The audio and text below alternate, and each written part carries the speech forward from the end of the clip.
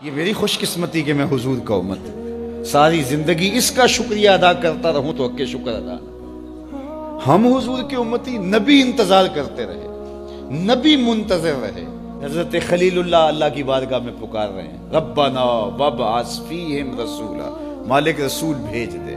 کوئی کہتا ہے لیسا بفظ ولا بغلظ، وہ ترشرو نہیں ہوگا، سخت مزاج نہیں ہوگا، ماتھے پہ شکنے لانے والا نہیں ہوگا، وہ پیار بانٹنے والا ہوگا، بس وہ آیا جا رہا ہے۔ حضرت عیسیٰ نے تو نام بھی بتا دیا نا، مبشرم برسول یاتی من بعد اسمہ احمد، لوگوں میں جا رہا ہوں، چلو نام بھی بتا دیتا ہوں، میرے بعد جو آنے والا اس کا نام احمد ہوگا۔ نبی انتظار کرتے رہے، 12 نبیوں نے انتظار کیا، حضور کی امت میں ہونے کے لیے تمنا کی۔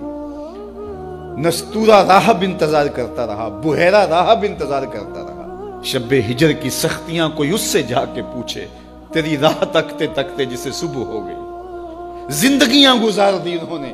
سلمان فارسی کی کہانی سن لو، مجوسی کے بیٹے تھے، حق کی طلب میں نکلے، باپ نے گھر سے نکال دیا، ایک پادری کے پاس جا کے رکے، زندگی بھر اس کی نوکری کی۔ جب اس کا آخری وقت آیا، اس نے کہا میری تدفین کے بعد غموریا چلے جانا، وہاں کا پادری خدا رسیدہ ہے، تجھے اس سے کچھ مل جائے گا۔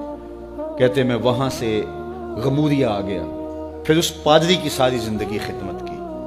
جب وہ مرنے لگا تو اس نے کہا کوئی ایسا شخص نہیں ہے جس کے پاس اب میں تجھے بھیجوں، لیکن نبی آخر الزمان کے ظہور کے لمحے آ گئے، تو یہاں سے یثرب چلا جا، وہ اس نبی کی ہجرت گاہ ہوگی، تیری زندگی سنور جائے گی، تو نے بڑی محنت کی ہے، بڑی نوکری کی ہے میری۔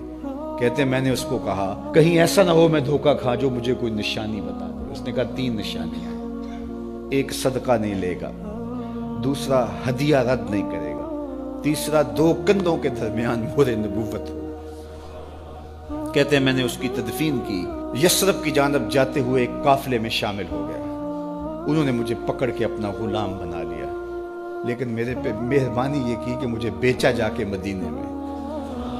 ایک یہودی نے مجھے خرید لیا، میں اس کے باغ میں گوڈی کرتا تھا، کام کرتا تھا، کھجوریں توڑتا تھا، لیکن میں انتظار میں تھا کہ کبھی وہ نبی آخر الزمان آئے تو مجھے دید ہو، کبھی عرش پر، کبھی فرش پر، کبھی ان کے در، کبھی در بدر۔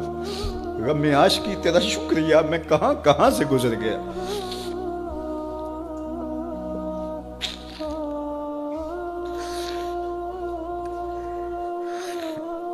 کہتے ہیں ایک دن میں اپنے باغ میں کھجوریں توڑ رہا تھا کہ ہواؤں میں مستی پیدا ہو گئی اور ہر سمت سے طلع البدر علینا کی صدائیں گونجنے لگیں۔ میں سمجھ گیا کہ وہ لمحے آ گئے، میں نے چھلانگ لگا دی اور دوڑ پڑا۔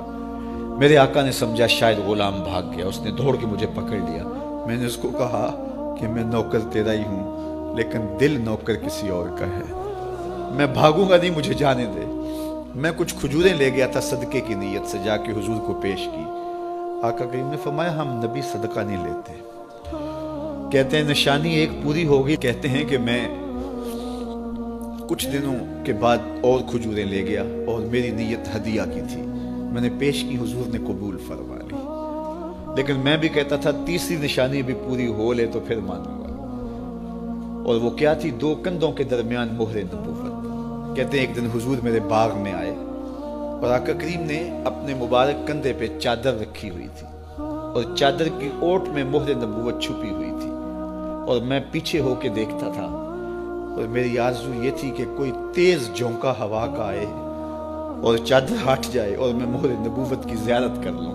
حضور میرے ارادہ قلب سے آگاہ ہوئے، فَأَلْقَى إِلَيَّ رِدَاءَهُ، حضور نے چادر اتار کے میری جانب پھینکی اور پھر ایسے رخ کر کے فرمایا انظر الی ما امرت بہ، اس پادری نے جو بتایا تھا دیکھ لے آ کے۔ تو کہا میں نے دیکھا کہ حضور کے کندھوں کے درمیان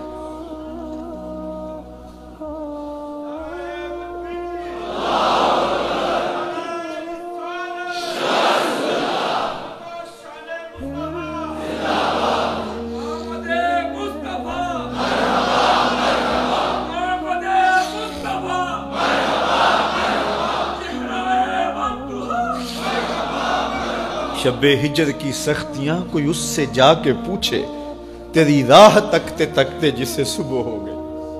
ہم نے تو کوئی انتظار نہیں کیا نا، ہم نے تو کوئی دکھ نہیں سہا، ہم سوئے تھے مقدر جاگ اٹھے. ہمارے والد مسجد سے مولوی صاحب کو بلا لائے. انہوں نے کان میں آ کے کہا مبارک ہو تو حضور کا نوکر بن کے آ رہا.